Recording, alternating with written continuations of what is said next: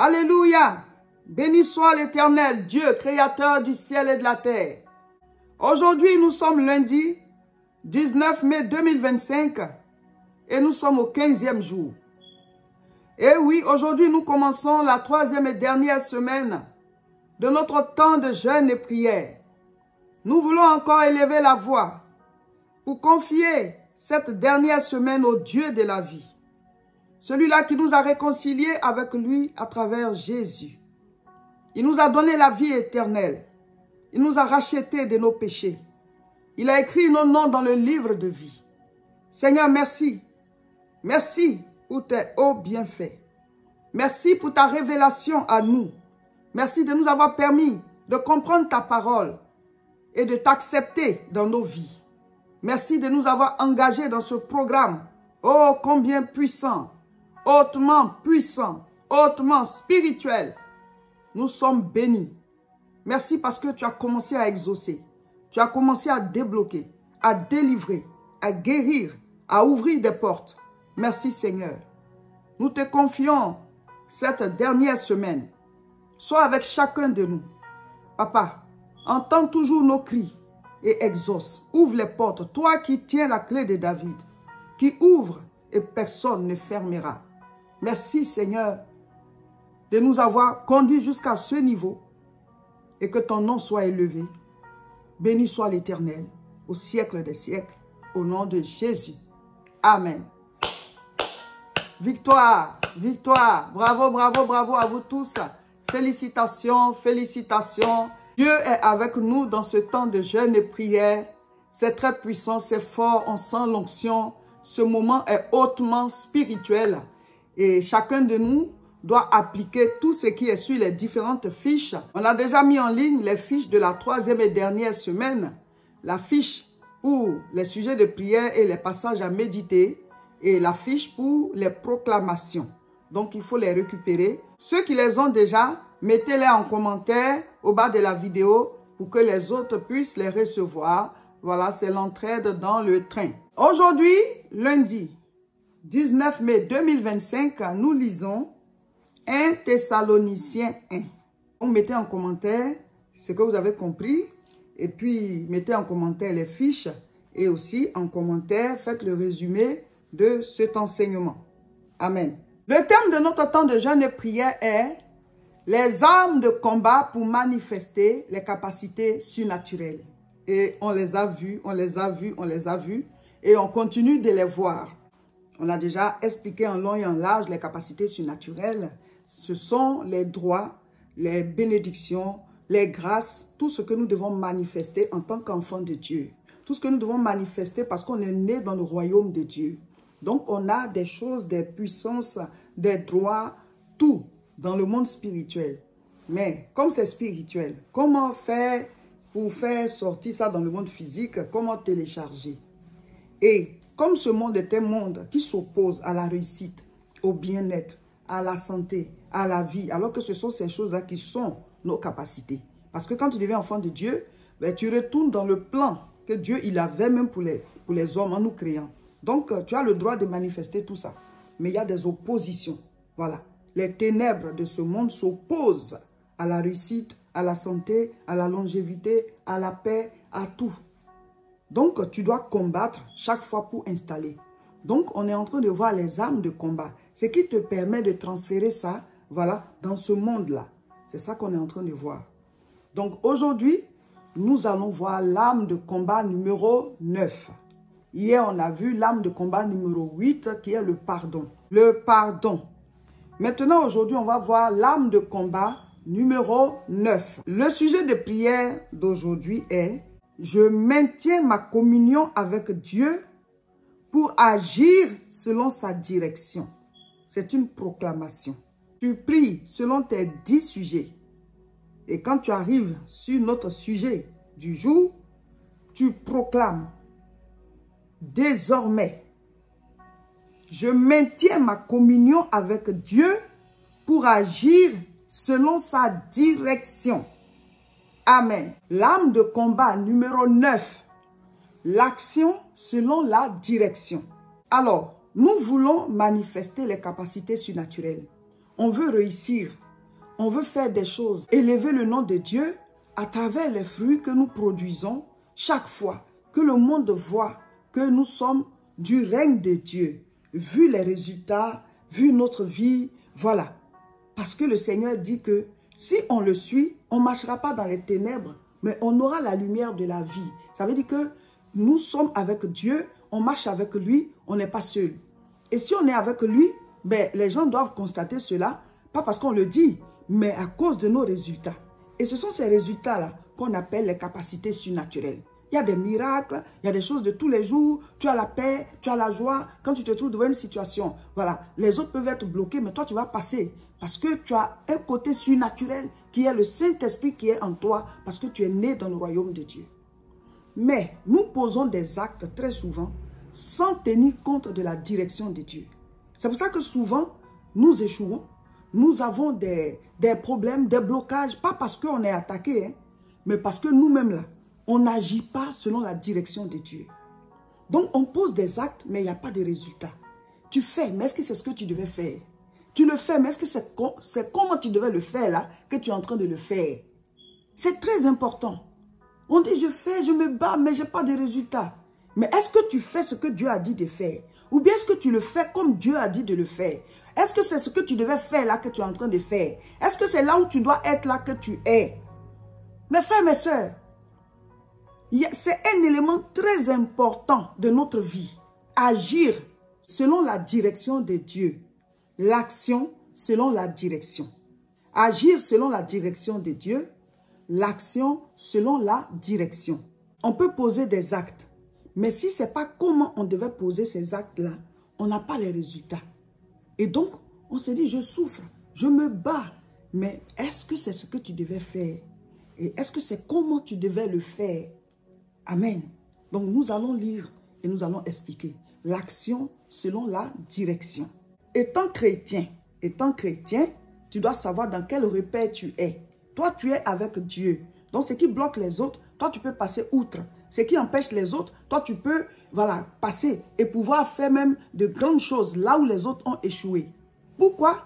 Mais parce que tu n'es pas seul. Tu es né de nouveau. Tu es du royaume de Dieu. Tu es du royaume de Dieu. Tu es comme Jésus qui est venu sur terre. Donc, tu es du royaume de Dieu, mon frère, ma soeur. Maintenant, tout ce qu'on est en train d'expliquer, les armes de combat, ça ne veut pas dire qu'on s'assoit et puis voilà, comme on prie, comme on a la foi, voilà, comme on proclame et tout ça. Donc, ça va se faire. Non, il faut poser des actes. Il faut agir. Il faut te lever pour travailler. Tu pries et tu poses des actes. Tu pries et tu agis. Donc, tout ce qu'on a expliqué là, il faut y ajouter l'action. Il faut y ajouter l'action. Maintenant, il y a ceux qui disent, ben moi, je pose des actes. Depuis longtemps, je me bats. Je fais tout ce que je dois faire. Mais le problème, c'est que moi, je n'ai pas de résultat. Je ne sais même plus ce que je vais faire. Je souffre, je me bats, je travaille, je me décarcasse. Mais je n'ai même pas de résultat. Chaque fois, je reprends à zéro. Je ne sais pas ce qui se passe. Mon frère, ma soeur, on a déjà dit qu'il faut combattre. Parce que les démons combattent nos œuvres. Donc, il faut faire les combats spirituels. Chaque fois que tu pries, tu dois combattre. Et tu dois prier chaque fois. Donc, on a vu toutes ces armes-là. Maintenant, on est en train de voir maintenant l'action. L'action selon la direction. Donc, d'abord, il faut poser des actes. Il ne faut pas juste s'asseoir parce qu'il y a des paresseux. Tu es chrétien, mais tu es paresseux. Tu es chrétienne, mais tu es paresseuse. Donc, si tu ne te lèves pas pour agir, il n'aura pas de résultat. Maintenant, si tu te lèves, tu agis sans la direction aussi, tu n'auras pas de résultats ou bien tu auras juste de petits résultats, mais tu ne vas pas rentrer dans l'abondance, tu ne vas pas avoir l'explosion, voilà, avoir un grand impact. Parce que c'est la direction. C'est la direction de qui? Ben, la direction de Dieu. C'est Dieu qui doit te dire. Alléluia. Donc, d'abord, il faut agir. Il faut qu'il y ait l'action. Levez-vous pour travailler. Levez-vous pour chercher votre chemin. Levez-vous pour bâtir. Levez-vous, battez-vous. Alléluia. Il faut l'action. Maintenant, pas l'action seule. L'action selon la direction, c'est ce qui donne les résultats. L'action selon la direction, c'est ce qui donne les résultats. Donc, nous allons lire des versets bibliques. Luc 5, à partir du verset 3. Il monta dans l'une de ses barques qui était à Simon. On parle du Seigneur Jésus. Et il le pria de s'éloigner un peu de terre. Puis, il s'assit et de la barque, il enseignait la foule. Lorsqu'il eut cessé de parler, il dit à Simon, avance en pleine eau et jetez vos filets. Luc 5, verset 5 maintenant. Simon lui répondit, Maître, nous avons travaillé toute la nuit sans rien prendre. Mais sur ta parole, je jetterai le filet. Sur ta parole, je jetterai le filet. L'action selon la direction. Sur ta parole, je jetterai le filet. L'action, c'est jeter le filet, mais c'est sur sa parole. Donc, c'est selon la direction que Jésus a donnée. Amen. Donc, il dit, avance en pleine eau et jetez vos filets. Et Pierre lui dit, on a pêché toute la nuit sans rien prendre. Mais sur ta parole, je jetterai le filet. Donc, l'action, c'est de jeter le filet. Si Jésus parle et que tu ne jettes pas le filet, tu ne vas pas prendre de poisson. Dieu peut te dire que tu vas être béni, tu vas être élevé, tu vas prospérer, tu vas faire des choses. Mais toi, tu dois jeter ton filet. Ça veut dire que tu dois agir. Mes frères, mes sœurs, sortez la paresse de votre vie. Vous-même la sortez de la paresse. Sortez de la négligence. Le fait de s'asseoir toute la journée et en train de regarder des séries, des films, toute la nuit, tu ne te reposes pas, tu es devant la télévision, tu vas regretter, hein? Tu vas regretter, hein? Ceux qui sont en train de tourner les films là, ce sont des acteurs, ils sont payés. Toi qui regardes là, c'est toi qui les payes. Quand tu payes l'abonnement, tu payes l'électricité, tu payes l'appareil même que tu as acheté la télévision. C'est toi qui payes. Le spectateur paye et les acteurs sont payés. Le spectateur paye et les acteurs sont payés. Je n'ai pas dit qu'on ne doit pas regarder des films du tout. Hein. Ça fait partie de la distraction. Ça dit quoi? On doit se distraire aussi. Voilà. Mais la distraction ne doit pas être ton activité principale. Tu vas souffrir à la fin de tes jours. Tu vas regretter à un certain moment. Même tu ne vas même pas attendre à la fin de tes jours pour regretter. Tu vas voir que tu as gaspillé ton temps. Vous qui êtes là, vous n'agissez pas, vous croyez que d'autres personnes vont le faire pour vous, vous serez surpris. Hein? C'est chacun qui bâtit sa vie. Hein? Levez-vous. Prenez votre vie en main. Dieu, il est avec toi. Mais il dit, avance en pleine eau. Première action, tu dois avancer. Deuxième action, jette ton filet. Donc lui, il va te donner la direction. Mais c'est toi qui vas jeter le filet. Ce n'est pas Jésus qui va venir aller déposer tes CV. Ce n'est pas Jésus qui va monter ton entreprise. Ce n'est pas Jésus qui va faire des choses pour que toi, tu sois prospère.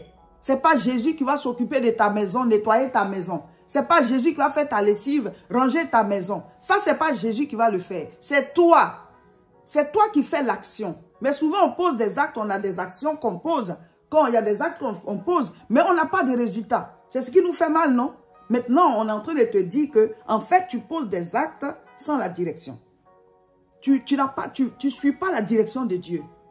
C'est pas tout qui marche. C'est pas tout qui réussit. Donc, il te faut être en contact avec Dieu. Il te faut être en communion avec Dieu. Donc, la prière revient ici. Un chrétien qui ne prie pas, il agit, mais il n'y a pas de résultat. Pourquoi? Parce qu'il n'a pas la direction de l'action. Il agit sans direction. Il pose des actes, mais bon, il le fait parce qu'il faut le faire. Mais quand tu agis sous la direction de Dieu, selon la direction de Dieu, tes résultats dépassent, voilà, les résultats que tu devais avoir. Pierre a jeté son filet. Mais la Bible dit que les poissons étaient tellement que le filet me voulait se rompre. Pourquoi? Parce que cette fois-là, c'était sous la direction. La parole de Jésus a accompagné l'action de Pierre. Donc, qu'est-ce que tu dois faire? Tu dois être un chrétien qui prie. Tu dois être une chrétienne qui prie. Tout ce que tu dois faire, interroge Dieu. Seigneur, est-ce que je dois faire telle chose? Je l'ai à cœur. Donne-moi des signes. Donne-moi la direction. Qu'est-ce que je dois faire? Si tu ne sais pas quoi faire, il faut que Dieu te parle. Il parle de plusieurs manières. Mais si tu es régulièrement en communion avec lui, si tu as une vie de prière, tu vas reconnaître à quel moment Dieu te parle. Ah, Dieu m'a parlé, c'est même pas si c'est Dieu. Est-ce que ça, mais je dois le faire? Tu n'arrives même pas à reconnaître la voix de Dieu. Pourquoi? Parce que tu n'es pas habitué à lui. Quand tu es habitué à quelqu'un, tu reconnais quand il te parle. Tu connais ses signes. Tu sais, voilà, ça là, c'est le Seigneur quand il me dit ça. Parce que tu as cette habitude-là de communiquer avec le Seigneur. Quand tu es habitué à quelqu'un, tu connais sa voix. Donc, vous devez développer votre communion avec Dieu. On avance sous la direction du Seigneur. On jette nos filets sous la direction du Seigneur. Tout ce que tu dois faire, présente à Dieu. Mais toi-même là, tu dois te dire qu'il faut que j'agisse. Il faut que j'agisse. Vous serez surpris, vous qui êtes là paresseux, en train de procrastiner. Ou alors on est là, on néglige tout. Je dois faire ceci, hein, mais on ne le fait pas. Je dois faire ceci, hein, et les jours passent. Mon frère, ma soeur, quand le temps est passé, il ne revient plus. Vous devez agir. Tu veux manifester les capacités surnaturelles? Sois debout, prends ta vie en main. Mais n'agis pas comme ça. Il faut agir sous la direction de Dieu. Tu pries, tu agis. Tu pries, tu agis. Tu pries, tu agis. Prière, action. Prière, action. On le dit chaque fois. Prière, action. Et les résultats seront là. Les résultats seront là. Parce que tu as la direction divine. Donc, Jésus a dit, jetez vos filets. Avance en pleine eau et jetez vos filets. Il a dit, on a pêché toute la nuit, on n'a rien pris. Mais sur ta parole, je vais jeter le filet. Donc, jeter le filet, c'est l'action. Sa parole, c'est la direction. Lisons. Jean chapitre 21, verset 5. Jésus leur dit, « Enfants, n'avez-vous rien à manger ?» Ils lui répondirent, « Non. » Il leur dit, « Jetez le filet du côté droit de la barque, et vous trouverez. » Ils le jetèrent donc, et ils ne pouvaient plus le retirer à cause de la grande quantité de poissons. À cause de la grande quantité de poissons. Mon frère, ma soeur, voici encore une histoire où le Seigneur Jésus-Christ a donné la direction. Il était mort et ensuite ressuscité et il est apparu à ses disciples. Et ils étaient encore en train de pêcher parce qu'ils avaient faim. Et donc, ils sont allés pêcher pour pouvoir avoir un peu de poisson et manger. Et encore, ils n'ont rien pu prendre. Qu'est-ce que je veux te dire? En entendant d'avoir la direction de Dieu, toi, commence à poser des actes. Maintenant, quand tu es en train de poser ces actes, tu as compris maintenant que tu dois prier pour que le Seigneur te donne la direction. Ce n'est pas que tu t'assois pour attendre la direction. Eux, ils étaient déjà dans la barque là-bas, sur l'eau. Donc, commence à poser des actes. Commence maintenant à faire des choses. Et toi, tu pries pour que le Seigneur te dise ce qu'il faut faire, comment il faut le faire. Même si tu avais déjà commencé quelque chose et que ce n'est pas cela, comme tu as commencé, tu es déjà dans l'action. Quand il te dit, c'est facile de changer. Sortez la paresse de votre vie. Hein. Il y a beaucoup de chrétiens qui sont paresseux. Il y a beaucoup de chrétiens qui gaspillent leur temps. Tu es assis comme ça, le temps passe, les années passent. Et ceux qui ont ton âge, en tout cas qui sont vigoureux, qui ont compris qu'ils doivent bouger, après tu seras surpris. Mais à quel moment ils ont bâti ceci? À quel moment ils ont fait ça? Mais c'est au moment où toi tu es en train de paresser là. Quand tu es en train de procrastiner là. Nous tous on a 24 heures. Nous tous on a 24 heures. Mais on n'utilise pas ça de la même manière. L'action, levez-vous pour... C'est-à-dire, soyez debout dans votre esprit là-bas. Soyez debout. Il y a des gens, ils ne sont même pas encore vieux. Ils se comportent comme des vieux. Dans ta tête là-bas, là, tu es déjà vieux. Tu es déjà vieille. Tu as fermé déjà tout. On est prêt à mourir. Pourtant, Dieu a dit on va atteindre 120 ans. Mais dans ton mental là-bas, là, on est vieux. Ça là, est-ce que je pourrais? Tu as déjà fermé tes valises. Tu es prêt à mourir. Donc, aucun projet n'entre encore dans ton esprit. Alors qu'il y a des gens qui ont fait leur explosion, même à 75 ans. À 70 ans. À 80 ans. Tu peux toujours faire ton explosion. Ça dépend de là. L'histoire de KFC, le gars qui fait les poulets, là. Mais c'est à quel âge le gars, il a fait son explosion? Il était âgé. Il était vieux. Sa photo même sur KFC, là, tous ses cheveux sont blancs. Voilà. C'est pour dire qu'à tout moment, on peut faire sa percée. Mais nous, on est là pour peu de choses. Ah, ici déjà vieux, ici déjà vieille. Donc, on n'a plus de projet, on n'a plus rien. Voilà, on est là comme ça. Alors que tu peux encore faire certaines choses. Peut-être pas ce que les jeunes y font, mais il y a des choses de ton âge que tu peux faire et écrire une nouvelle histoire et être un exemple pour d'autres personnes. Mes frères, mes soeurs, sortez la paresse de votre vie ou bien vous-même sortez de la paresse. Mais dans tous les cas, la paresse, la négligence, la procrastination, on est là, les choses coulent. Tu vas regretter. Parce que tu vas voir ce que tu aurais pu avoir, ce que tu aurais pu réaliser, qui tu aurais pu être. Personne ne va venir changer ta vie, te soulever comme ça, te faire changer de statut. Non.